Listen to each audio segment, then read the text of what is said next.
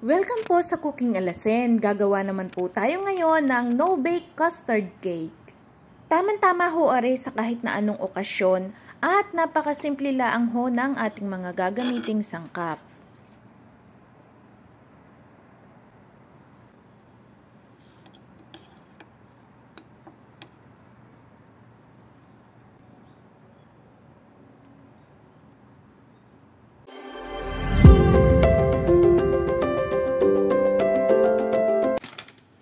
Ay gagawa muna tayo ng caramelized sugar or arnibal. Maglalagay lang ho tayo ng 3 kutsarang asukal at lalagyan lang ho natin ng kaunting tubig. Lulutuin lang ho natin are sa mahinang apoy. At kapag kagarinin na ho ang kanyang kulay, ay patayin nyo na ang apoy at isalin nyo na sa inyong inihandang molder.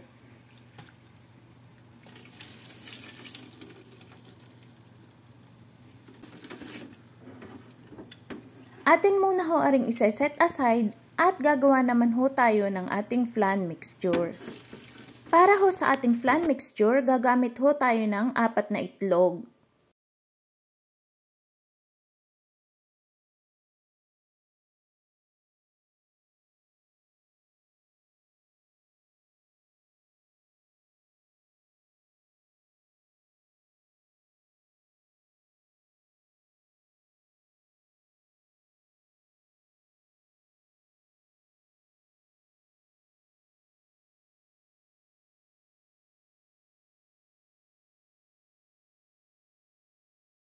One cup ng fresh milk or pwede rin naman ang isang lata ng evap milk.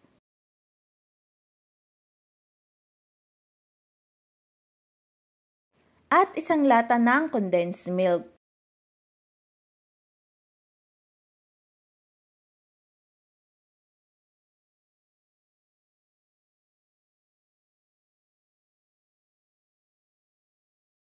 Haluin lang nating mabuti hanggang sa mag-weld combine na ang ating mga ingredients.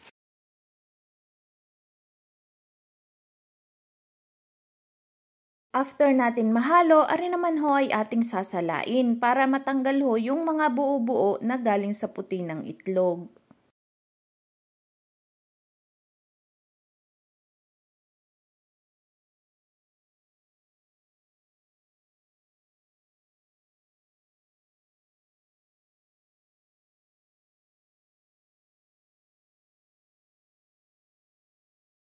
Kapag matigas na ho aring ating arnibal, ay isasali na ho natin ang ating ginawang flan mixture. Kailangan ho ay kumukulo na ang tubig sa inyong steamer bago ho ninyo ari ilagay. At inyo lang ho aring tatakpan at lutuin ng 30 minutes sa mahinang apoy. Gagawa naman ho tayo ng pinaka-cake ng ating custard.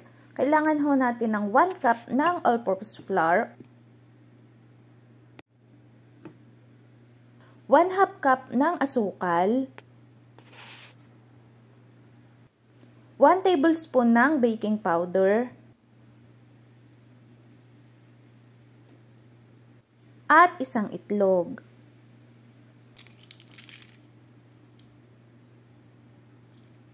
Maglalagay din po tayo ng 1 cup ng tubig or pwede rin ho ang 1 cup ng fresh milk.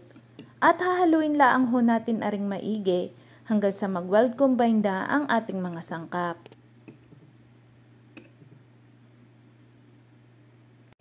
Kapag luto na ang ating leche flan, atin ang isasalin ng dahan-dahan ang ating cake mixture.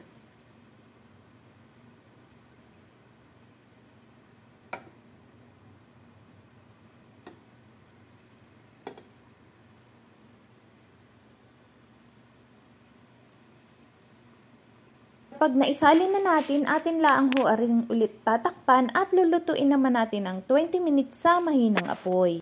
After 20 minutes, atin hong i-check kung luto na ang ating custard cake. Kapag wala na hong dumidikit na liquid sa inyong tinidor, ibig sabihin ay luto na ho are. At gaya ho ng palagi kong sinasabi, ang oras ho ng pagluto ay depende sa sukat ng inyong molder. Palalamigin nyo muna ho are bago ninyo i-unmold at kapag siya ho ay lumamig, ay kakawang ho yung kanyang palibot. Kaya mas madali ho ninyo siyang maiisalin sa inyong gustong lalagyan. Ari na ho ang kinalabasan ng ating no-bake custard cake. Kung kayo ho ay nakaabot na sa puntong are, baka naman ho maaaring makilike at subscribe sa Cooking Alasen. At marami pa akong isi-share sa inyo ng mga budget-friendly na recipe. Mura na, masarap pa. Ilalagay ko na lang ho sa hulihan ng ating video ang mga sangkap para sa ating no-bake custard cake.